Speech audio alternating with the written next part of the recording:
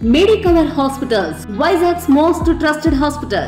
04068334455. తూర్పు కనుమలే ఇవాళ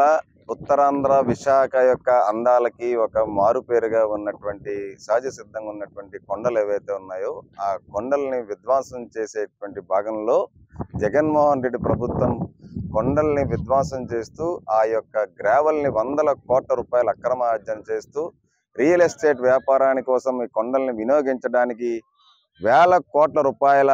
సహజ సిద్ధంగా ఉన్నటువంటి ప్రభుత్వ ఆస్తుల్ని దోచేశారని చెప్పి పదే పదే జనసేన పార్టీ తరపున జనసేన పార్టీ ఒక జన సైనికుడిగా నేను పోరాడుతున్నటువంటి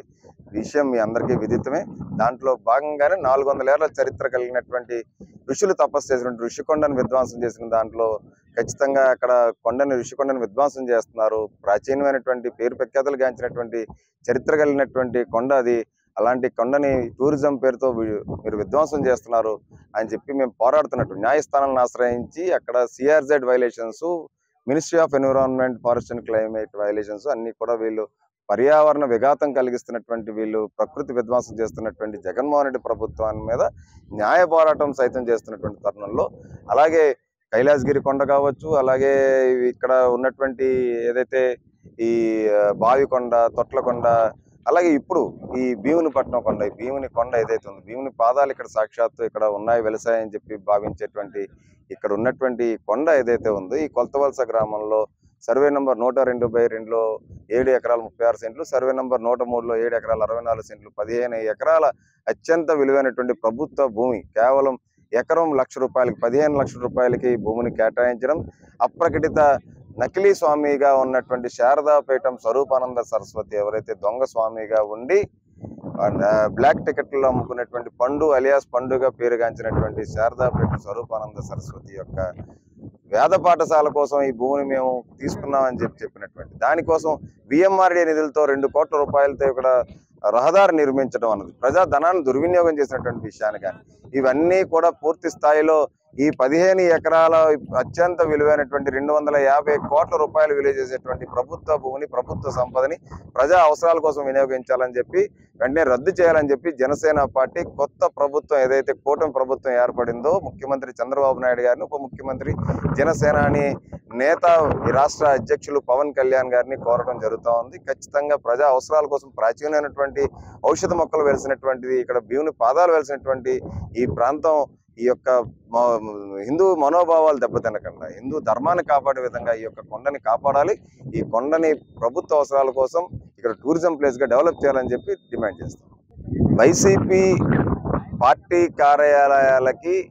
ఒక్కొక్క జిల్లాలో 2 ఎకరాలు సుమారు ఏదైతే ఇక్కడ ఎండాడలో ఉన్నటువంటి సర్వే నంబర్ 174లో 2 ఎకరాల భూమి అత్యంత విలువైనటువంటి 100 కోట్ల రూపాయలు విలువ చేసేటువంటి భూమి ఏదైతే 100 అడుగుల రోడ్లో ఉన్నటువంటి ఆ యొక్క భూమికి కేటాయింపు విషయంలో కానీ అనకాపల్లిలో ఉన్నటువంటి ఆ యొక్క రాజుపాలెంలో ఉన్నటువంటి వైసీపీ కార్యాలయం కోసం ఎకరం 74 సెంట్లు ఏదైతే కేటాయించారో కాపు సంక్షేమ భవనం కోసం కేటాయించిన దాన్ని మళ్ళీ వైసీపీ కార్యాలయంగా కేటాయించినటువంటి భూమి అక్కడ వెలిసినటువంటి భవనాలు ఏవైతే అంటే వైసీపీ ప్యాలెస్, జగన్మోహన్ రెడ్డి పార్టీ ప్యాలెస్లు ఏవైతే ఉన్నాయో ఆ ప్యాలెస్లకి అక్రమ నిర్మాణాలు కనీసం ఎక్కడా కూడా జీవీఎంసీ పరిధిలోకి వచ్చేటువంటి అనకాపల్లి వార్డులో ఉన్న అనకాపల్లి చెందినటువంటి వైసీపీ కార్యాలయం కానీ ఎండాడలో ఉన్నటువంటి వైసీపీ కార్యాలయం కానీ ఎటువంటి అనుమతులు తీసుకోకుండా జీవీఎంసీ కట్టాల్సినటువంటి నామమాత్ర రుసుములు కూడా కట్టకుండా వీళ్ళు చేసినటువంటి నిర్మాణాలు ఏవైతే ఉన్నాయో ఆ నిర్మాణాలని జనసేన పార్టీ సాక్షాత్తు GVMC chief city planner Suresh గారికి ఫిర్యాదు చేయడం జరిగింది. ఆధారాలతో వెంటనే అక్రమ నిర్మాణాలని, అక్రమ కార్యాలయాలు ఏవైతే వెలిసాయో అక్రమ కార్యాలయాలను వెంటనే తొలగించండి. వీళ్ళు విధ్వంసం చేసి దోచుకున్నటువంటి అక్రమ డబ్బులతోని వీళ్ళు ఇక్కడ అక్రమంగా వైసీపీ ప్యాలెస్లను వీళ్ళు కట్టుకున్నారు. ఆ వైసీపీ ప్యాలెస్లు ఏవైతే అక్రమ కట్టడాలు ఏవైతే అక్రమ కట్టడాలను కూల్చివేయాలి. సామాన్యుడికి న్యాయం ఇవాళ జగన్మోహన్ రెడ్డి వైసీపీ పార్టీకి న్యాయం కాదని చెప్పి మేము పోరాటం చేయడం జరిగింది. దాంట్లో భాగంగానే రాష్ట్ర వ్యాప్తంగా 16 కార్యాలయాలకి అసలు అనుమతులు లేవని చెప్పి వెలుగులోకి వచ్చినాయి. ఖచ్చితంగా మా పోరాటం న్యాయ పోరాటం, ప్రజల పక్షాన పోరాటం. ఏదైతే చట్టాలని తూట్లు పొడుస్తూ వీళ్ళు నిబంధనలకి నీళ్లు వదిలేసి వీళ్ళు చేస్తున్నటువంటి వ్యవహారాలు ఏవైతే ఉన్నాయో వీటిలన్నిటిని కూడా పూర్తి స్థాయిలో మేము వెలికి తీసి వీటి మీద పోరాడతామని చెప్పి కూడా మేము తెలియజేస్తాం. మరిన్ని వీడియోస్ కోసం ఛానల్ ని సబ్స్క్రైబ్ చేయండి, లేటెస్ట్ అప్డేట్స్ కోసం వాట్సాప్ ఛానల్ ని ఫాలో చేయండి అండ్ లింక్ డిస్క్రిప్షన్ లో ఉంది.